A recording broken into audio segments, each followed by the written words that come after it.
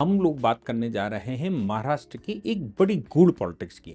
जो 2-3 बयान शरद पवार जी ने दिए, उन बयानों का विश्लेषण करने की आवश्यकता है। महाराष्ट्र की पॉलिटिक्स में अजीत पवार एक बड़े ओहदे पर थे, इसमें कोई शक की बात नहीं। और 15 बार के लगभग वो मुख्यमंत्री उप मुख्यमंत्री रहे, इसमें भी कोई शक नहीं। शरद पवार 4 बार मुख्यमंत्री रहे, इसमें भी कोई शक नहीं। केंद्रीय मंत्री रहे और ऐसा कहा जाता है कि वो चाणक्य की भूमिका में है। हालांकि शरद पवार के कांग्रेस छोड़ने के पीछे के रहस्य के विषय में भी हम बात करेंगे। इसके अतिरिक्त हम बात करेंगे कि शरद पवार चाणक्य की भूमिका कहते जरूर हैं, लेकिन वो कहीं संकेत तो नहीं दे रहे हैं, या उनके संकेतों के पीछे कोई रहस्य तो नहीं, वो रहस्य तो नहीं है जो ममता बनर्जी लगातार स्टेटमेंट दे रही हैं या कुछ लोगों ने स्टेटमेंट दे दिए हैं अजीत पवार की मृत्यु को लेकर। पहली बात तो ये आती है कि शरद पवार वो पहले व्यक्ति नहीं हैं जिन्होंने महाराष्ट्र की पॉलिटिक्स रखी हो अपने परिवार में। उनकी मां कई बार की काउंसलर थी, उनके पिता सहकारिता के बड़े नेता थे, उन्होंने कई चीनी मिलों और बाकियों में भी काम किया था, इसलिए परिवार को सहकारिता और पॉलिटिक्स दोनों ही मिले। हालांकि शरद पवार 11 भाई बहन थे, 11 भाई बहनों में ये सामने आए और दूसरे इनके बड़े भाई के बेटे अजीत पवार सामने आए।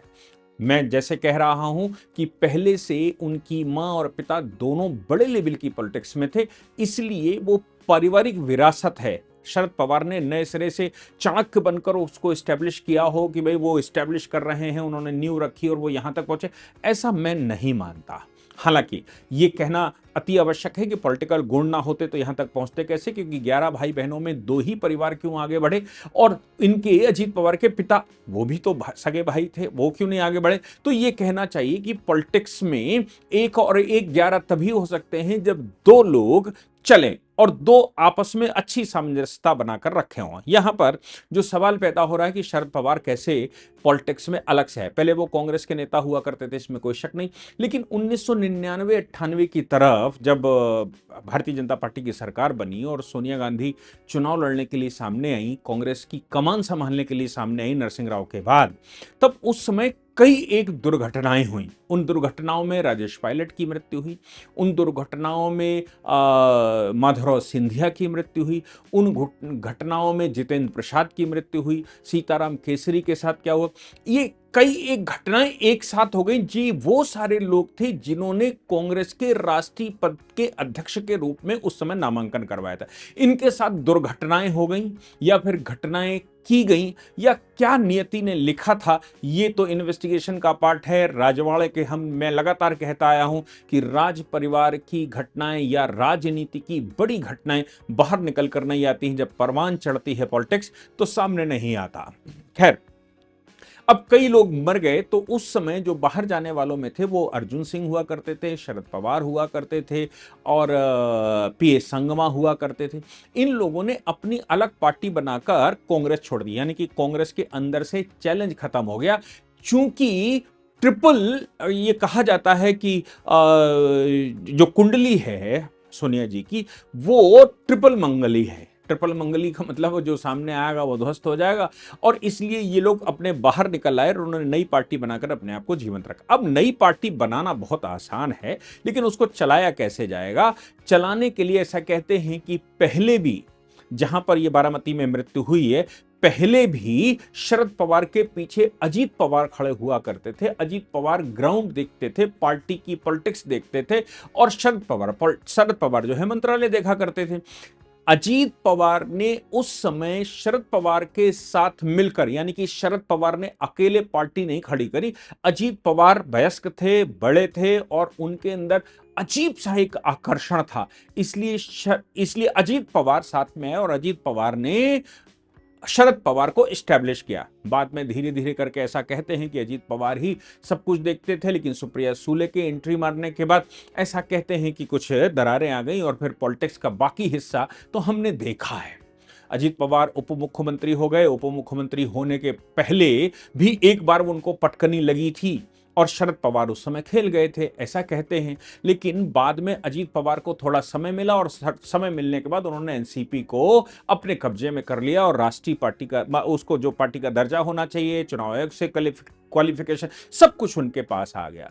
अजीत पवार उप मुख्यमंत्री की तरह काम कर रहे थे। लेकिन अब सवाल यह पैदा होता है कि चलिए, एक चीज है कि यह दुर्घटना है, कि अजीत पवार की मृत्यु एक दुर्घटना है, प्योर दुर्घटना है, जैसा कि शरद पवार ने उसी दिन कहा था। इस पर ममता बनर्जी जो सवाल खड़े कर रही हैं, बाकी लोग जो सवाल खड़े कर रहे हैं, इसको उस नजर से नहीं देखा जाना चाहिए, ये एक दुर्घटना है। तो एक बात तो आती कि भाई दुर्घटना है, बात खत्म हो गई। और ये दुर्घटना तो परमात्मा के हाथ में होती है, परमेश्वर के हाथ में होती है, ऊपर वाला तय करता है, नीचे वाले तय नहीं करते हैं। हालांकि भारतीय दर्शन शास्त्र में यह भी कहा जाता है कि जो कुछ हो रहा है वो पहले से तय है, और जो नहीं हो रहा, जो अनहोनी है, ऐसी कोई अनहोनी होती ही नहीं, पहले से सब कुछ तय है, ये होनी है। और जो अब आप कर रहे हो इसका हिसाब तो मृत्यु के बाद अगली बार मिलेगा। इस जन्म में आपके कृत्यों का हिसाब आपके साथ नहीं होता। इस जन्म में तो आपने जो पहले से संचित करके रखा है पेट्रोल, उससे आप चलते हैं, और वो सब कुछ तारे सितारे, परमात्मा और जो देवदूत हैं, वो सब आपके साथ करते हैं, वैसा आपके साथ होता है। तो एक बात तो ये हो गई कि भाई ये दुर्घटना है, और परमात्मा को ऐसा पसंद होगा, ऐसा ही वो चाहता होगा, वो इसलिए हो गया। लेकिन यह भी है कि दुर्घटनाओं में परमात्मी शक्ति को, दैवी शक्तियों की भी घटनाएं होती, उनकी भी दुर्घटनाएं होती, इसीलिए फिर व्यक्ति प्रेत योनि में चला जाता है, इसीलिए व्यक्ति फिर दूसरी योनियों में भटकता है। यह भी सत्य है, यह भी हमारे यहाँ के शास्त्र ऐसा कहते हैं। खैर, वो विषय हटा दीजिए। अब सवाल यह पैदा होता है, अजीत पवार के बाद क्या? अजीत दादा के बाद पॉलिटिक्स में कौन आएगा? उनके दो बेटे हैं, एक बेटे की आयु 36 वर्ष की लगभग है, दूसरे बेटे की 30-32 साल की आयु है। उनकी पत्नी भी राज्यसभा की सदस्य हैं। हालांकि लोग कहते हैं कि उनकी पत्नी बहुत अनुभवी नहीं है, लेकिन मतलब अजीत दादा की तरह नहीं, अजीत दादा चला रहे थे तो वो सब उनके इशारों पर सब कुछ हो रहा था। तो उनकी पत्नी सुनेत्र महाजन की जब हम बात करते हैं, सुनंदा क्या नाम है उनका, उनकी बात करते हैं, तो अब उनकी अजीत दादा की मृत्यु होने के बाद, अजीत दादा की मृत्यु के बाद शरद पवार ने एक लाइन में कह दिया कि नहीं भाई देखो, ये पॉलिटिक्स है, ये पॉलिटिक्स नहीं करनी चाहिए, ये दुर्घटना है, हो गई। लेकिन जब उनकी पत्नी शपथ लेने के लिए तैयार हैं, एनसीपी अजीत पवार गुट की उन्होंने बैठक ली। हालांकि अभी मृत्यु की जो अग्नि है वो ठंडी नहीं हो पाई, और ठंडी होने से पहले ही उनकी पत्नी पार्टी की बैठक में आ गई। पार्टी की बैठक में जब उनकी हुई तो उनको ऐसा कहते हैं कि उनको नेता चुना गया आज, और नेता चुनकर ये अटकलें लगाई जा रही हैं। हालांकि अभी वो डिस्क्लोज नहीं हुआ, शाम तक होगा, कि अब वो उप मुख्यमंत्री का दर्जा लेंगी। विभाग कौन से होंगे इस पर चर्चाएं सारे चैनल चला रहे हैं। लेकिन यहां सवाल यह पैदा होता है कि अजीत दादा के दो बेटे, एक की आयु 36 वर्ष, आप याद रखिए कि शरद पवार 38 साल की उम्र में मुख्यमंत्री बन गए थे, और यह भी याद रखना चाहिए कि अजीत दादा भी बहुत कम आयु से आ गए थे।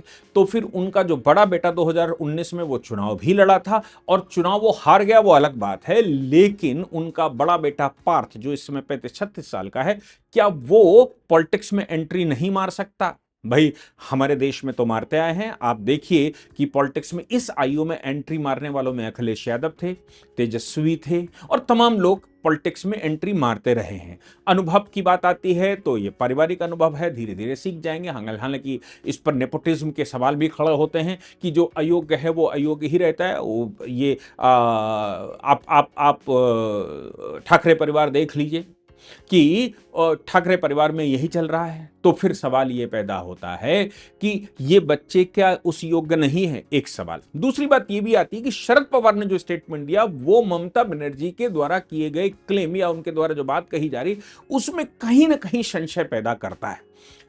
शरद पवार जी से पूछा गया कि भाई उनकी अजीत दादा की पत्नी अब जा रही हैं शपथ लेने, वो उप मुख्यमंत्री बनेंगी, आप क्या कहते हैं? तो उन्होंने कहा, हालांकि मृत्यु के समय सारा परिवार एक साथ दिखाई पड़ा, तो उन्होंने कहा कि भाई देखो, मेरे से तो मुझे कुछ पता नहीं है, मेरे से कोई बात नहीं हुई है, वो शपथ लेने जा रहे हैं कि नहीं जा रहे हैं, परिवार में कोई डिस्कशन नहीं है, वो उनकी पार्टी तय करेगी। और साथ में कहा उनकी पार्टी के वरिष्ठ, अब देखिए यहां पर राजनीति की बात समझिए, उन्होंने कहा उनकी पार्टी के जो वरिष्ठ नेता हैं, अगर वो सहमत हैं उनके उप मुख्यमंत्री होने पर, तो मुझे क्या समस्या हो सकती है? नहीं तो उनकी पार्टी में ऑलरेडी बहुत सीनियर लीडर्स हैं, यानी कि एक बीज बोने का काम उन्होंने कर दिया कि बहुत सीनियर लीडर्स हैं, प्रफुल्ल पटेल और क्या क्या नाम उन्होंने बताया, बोले ये बड़े लीडर हैं और ये बड़े लीडर अभी उनकी पार्टी में हैं, वो क्या रुख रखते हैं इस पर तय होगा। एक उन्होंने पॉलिटिकल गेम खेला। दूसरा जो उन्होंने कहा वो संदिग्धता को मतलब चरम सीमा पर ले जाता है।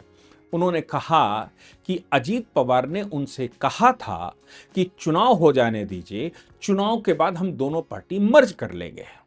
अब चूंकि उनका देहावसान हो गया, वो मर्ज करने के पक्ष में थे, वो मर्ज करना चाहते थे या मर्ज होने जा रही थी और उससे पहले उनकी मृत्यु हो गई। तो अब मैं क्या कहूं, ये जो कहना है कि वो पार्टी दोनों मर्ज होने जा रही थी और अब मैं क्या कहूं, उनकी इच्छा थी, अंतिम इच्छा थी कि पार्टी मर्ज कर जाएं। तो एक तरफ तो उन्होंने वो खेल दिया कि भाई उनकी पार्टी के अंदर सीनियर लीडर्स कुछ टू पू करें, और दूसरा वो कहते हैं मर्ज होने जा रही थी। क्या ये जो अजीत पवार का परिवार है, इस परिवार से परे जो सीनियर लीडर्स, वो उनके लीडर तो शरद पवार भी हुआ करते थे, बाद में अजीत दादा के साथ चले गए, वो अलग बात है। क्या उन सीनियर लीडर्स को वो भड़का रहे हैं कि पार्टी मर्ज कर दो, तुम्हें जैसे वहां सम्मान मिलता था उससे ज्यादा यहां सम्मान देंगे? अब अजीत दादा जा चुके हैं, परिवार को साइड किया जा सकता है और तुमको अब उप मुख्यमंत्री बनाया जा सकता है, बड़े ओहदों पर लिया जा सकता है, कहीं ये इशारा तो नहीं? दूसरी बात एक और है, दूसरी बात यह है कि जब कोई एक्सीडेंट होता है तो भाई संभावनाएं तो सारी दुनिया जाती है, और इसमें कोई शक नहीं कि राजनीति में इस तरह की संभावनाओं से कोई पीछे नहीं हट सकता कि कोई बड़ा खेल हो गया हो। भाई बड़ा खेल हो सकता है, राजनीति है, राजनीति में हमने जैसे सोनिया जी के विषय में बताया कि उस समय बड़े बड़े गद्दाफर लीडरों का प्लेन क्रैश हो गया था, कार एक्सीडेंट हो गया था, हार्ट अटैक हो गया था, बहुत कुछ हुआ था। और ये भावा के विषय में हम लोग जानते ही हैं, ये विषय हम लोगों ने अपने रक्षा मंत्री, ये रक्षा अध्यक्ष के विषय में भी देखा था कि भाई ये हुआ था। तो क्या पॉलिटिक्स के रहते हुए कोई पीछे की दूसरी संभावना नहीं हो सकती? और दूसरी संभावनाओं पर कोई विचार करता उससे पहले प्रश्न पर ये बहस ही पूरी खत्म करने के लिए शरद पवार जी ने कहा ये एक दुर्घटना है। वो टेक्निकल व्यक्ति नहीं है, वो कोई स्पेशलिस्ट नहीं है, वो एयर स्पेशलिस्ट नहीं है, वो डीजीसी नहीं, मतलब वो एडीजीसी नहीं, एडीसी नहीं, एटीसी नहीं है। तो फिर उन्होंने आते ही कहा भाई इस पर बहस नहीं होनी चाहिए, और ये ऐसा तो और डाउट पैदा करता है। कानूनी लोग तो ऐसा डाउट पैदा करते हैं, भाई एकदम अचानक कैसे कर दिया, कहते जांच होगी, जांच हो जाने दीजिए, सब कुछ सामने आ जाएगा, जो कोई अगर पीछे है तो उसको बख्शा नहीं जाएगा, मेरे परिवार की मृत्यु है, ऐसा भी कहा जा सकता था। ये भी कहा जा सकता था कि लगता है कि ये दुर्घटना है लेकिन फिर भी जांच होनी चाहिए, जांच तो होनी ही चाहिए, दूध का दूध पानी का पानी बाहर निकल कर आना चाहिए, पॉलिटिक्स इस पर नहीं होनी चाहिए, ऐसा स्टेटमेंट भी देने की आवश्यकता नहीं थी। लेकिन दुर्घटना के समय पर ही ये कह देना कि एक दुर्घटना थी, ये भी डाउट पैदा करता है। और फिर ये जो स्टेप बाय स्टेप उन्होंने 3 लेयर्स में बात की, ये भी डाउट पैदा करते हैं। अब सवाल ये है कि अजीत दादा के मृत्यु के बाद क्या एनसीपी को मर्ज करने का लाभ हो सकता है, या एनसीपी मर्ज होकर रहेगी, या एनसीपी तब तक मर्ज नहीं हो पा रही थी दोनों जब तक अजीत दादा थे, और अजीत दादा ये एवं ही आश्वासन दे रहे थे, प्रैक्टिकली काम नहीं कर रहे थे।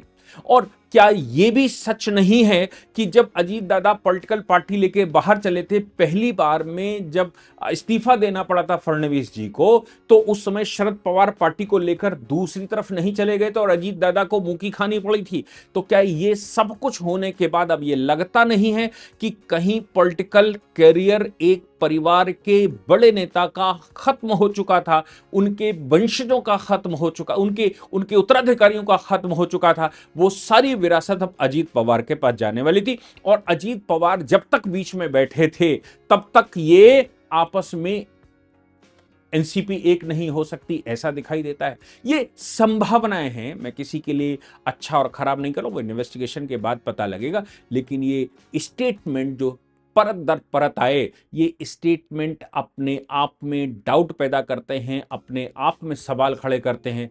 इन सवालों के उत्तर तो किसी न किसी को देने ही पड़ेंगे, और नहीं तो भविष्य में निकलकर बाहर आएंगे। उनकी पत्नी उप मुख्यमंत्री का दर्जा लेने जा रही हैं, बेटे भी पॉलिटिक्स में अब सही से आ ही गए हैं। ऐसा कहते हैं कि उनका जो छोटा बेटा है वो उनकी कॉन्स्टिट्यूएंसी को संभालता था, बड़ा बेटा पॉलिटिकल पार्टी को संभालता था, पत्नी राज्यसभा में रिप्रेजेंटेशन करती थी, और ये सब कुछ दिख रहा था कि भाई वो पारिवारिक मैनेजमेंट शुरू हो गया था और अब इस साइड में एक खालीपन था। उस खालीपन को भरने वो खालीपन भरा नहीं जा रहा था।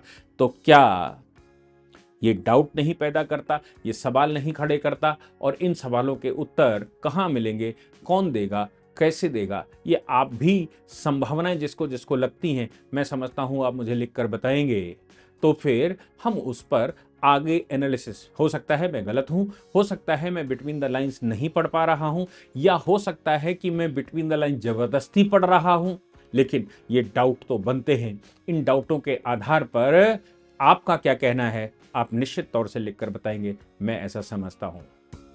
इस पूरी ऑर्गेनाइजेशन को चलाने के लिए आप नीचे डिस्क्रिप्शन से हमारे ऐप को डाउनलोड कर सकते हैं, जिससे कि लॉ स्टूडेंट्स को, लॉयर्स को और आम आदमी जो लॉ जानना चाहता है वो पेड क्लासेस का लाभ ले सकता है।